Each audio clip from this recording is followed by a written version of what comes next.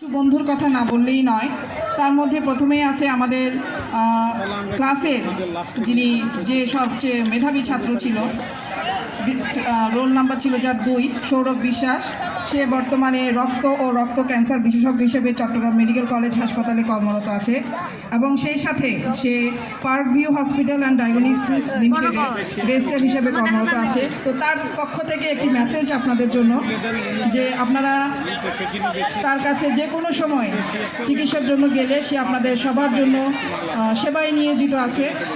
তো সে খুব আশা করেছিল যে হয়তো গতকালকে সে নিজেই তার পরিচিতিটা দিবে, কিন্তু যা তার পরিচিতি এখন আমরাই দিয়ে দিচ্ছি।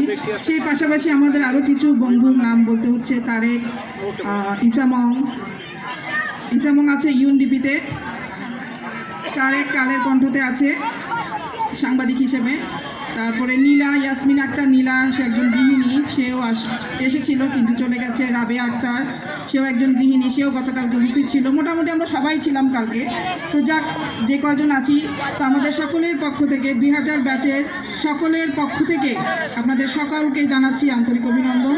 এই শুভ দুপুরে আপনারা কষ্ট করে খাবার মুহূর্তে বসে আছেন আমাদের কথাগুলো শোনার জন্য, তো তারপরেও ধন্যবাদ জানাচ্ছি। স্মৃতিচারণ হিসেবে আমি ছোট্ট একটা কথা বলতে চাই। আমাদের সময় আমরা ছাত্রদের সঙ্গে যখন 6-7-এ ছিলাম তখন খুব একটু ভয় ভয় কাজ করতো। তো যখন ধীরে ধীরে 8-9-10-এ উঠলাম তখন আসলে বুঝতে পারলাম যে না, স্যাররা আসলে ভয় পাওয়ার কেউ নেই। ওনারা সবাই বন্ধুত্ব সুলভ আচরণ করেছেন আমাদের সবার সাথে, ওনাদের আন্তরিকতা দিয়ে আমাদেরকে তোমরা শিক্ষা দিয়েছেন। তো ছোট্ট একটা স্মৃতির কথা বলি। একবার ক্লাসে, তখন সম্ভবত ক্লাস 9-এ পড়ি, আমি আর আমার এই যে আমার পাশে দাঁড়িয়ে আছে আমার বেস্ট ফ্রেন্ড একজন, রোমানা। তো আমরা দুজন একটু দুষ্টামি করছিলাম ক্লাসে। তো হঠাৎ করে মহিবুল্লাহ স্যার সামনে এসে হাজির। তো ওনার একটা ছিল যে উনি মারতেন একেবারে হাতের আঙ্গুল থেকে কণি পর্যন্ত, একদম কণি পর্যন্ত ধরে মারতেন। তো উনি সেই সময় আমাকে আর ওকে দিলেন 2টা বেতের বাড়ি। সে বেতের বাড়ি লাল হয়ে অনেক দিন ছিল, এখনও মনে আছে স্যার, সবসময় বলি এই কথা।